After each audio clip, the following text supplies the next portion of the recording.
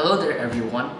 So I know I usually do reviews on actual cars, but I was told that it will be recommended for me to do a review on the new Lego set I just got. This is a Lego Technic Car Transporter. I wasn't planning to do a review on a Lego set, but for the sake of this channel, let's just do it. So I started building this Lego set about 2 days ago, and here's how it went. So the box is quite big. It almost stretches along the width of my table. So it's about 58 centimeters long, 11 centimeters wide, and 37 centimeters high. So consider bringing an entire suitcase to the Lego store if you want to buy one of these. Alright, let's get building. This is only going to take a couple of hours, I guess.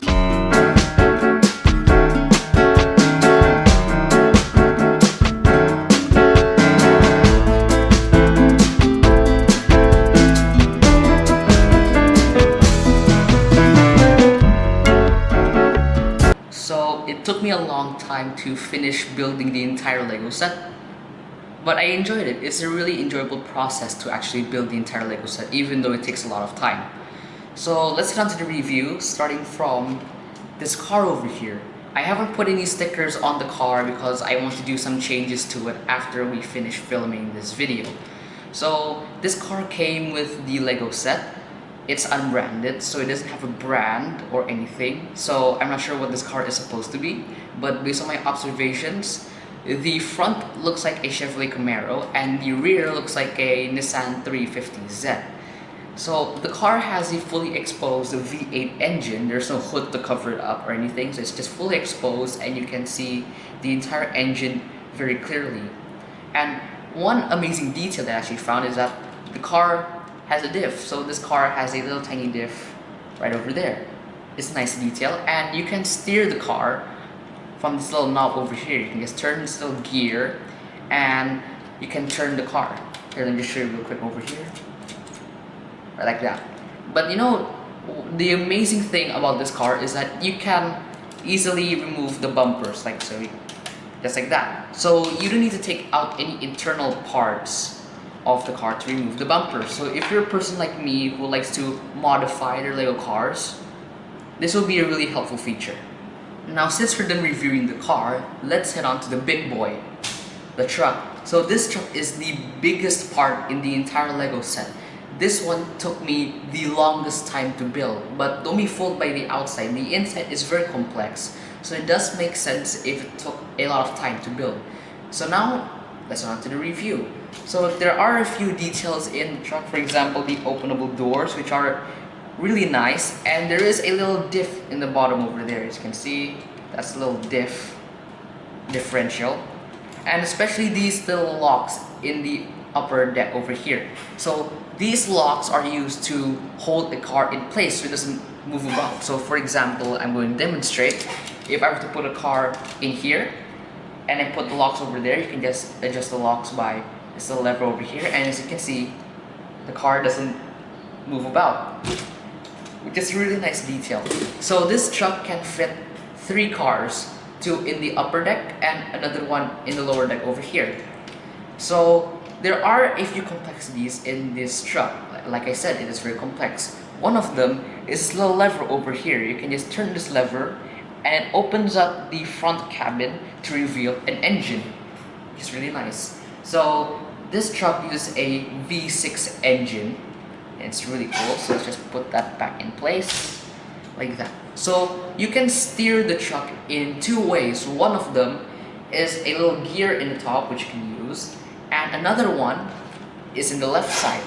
There's a little gear over here that you can also use to steer the truck. So if there was a car in the top, you can't steer it using the top gear because it's blocked. So you can steer with this little gear right over here, which is really a nice detail.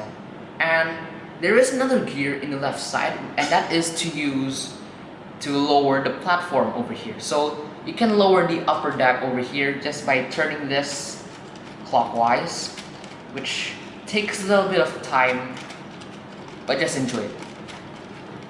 And there you go. So now a car can go up to the upper platform just by going up the ramp. But the car cannot go onto the truck without the trailer. because there is no ramp over here. And speaking of the trailer, let's head on to that right now. So this is the trailer for the truck. This is used to help the car to go up to the truck. So the trailer can fit 2 cars, one on the bottom and one on the top. And just like the truck, there's a little lock over here to keep the car in place. So there are 3 knobs in each side right over here. So one of them is to lower the front ramp so it can help the car to go from the trailer to the truck. So you can just turn this and it just goes like that. The second one is to lower the back ramp. So this rear ramp can go down to help the car to go up to the trailer. So to do that, you just need to turn this little knob over here. As you can see, just like that. And the third knob over here is used to lower the upper deck over here. Just like the truck, turn it clockwise, and it takes a little bit of time as well. Just wait.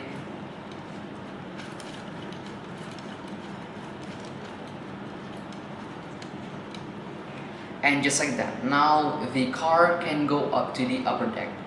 And there are the exact same controls in the other side, so you can control the ramps and all the other platforms in the other side. So now let's try to combine the trailer and the truck, and it's a really easy process. There's a little hinge in the trailer, and then you just combine the two right over there and use a little axle to keep them locked in place. It's a really easy process. So the car can go up to the trailer and the truck really easily. Let me just show you right over here.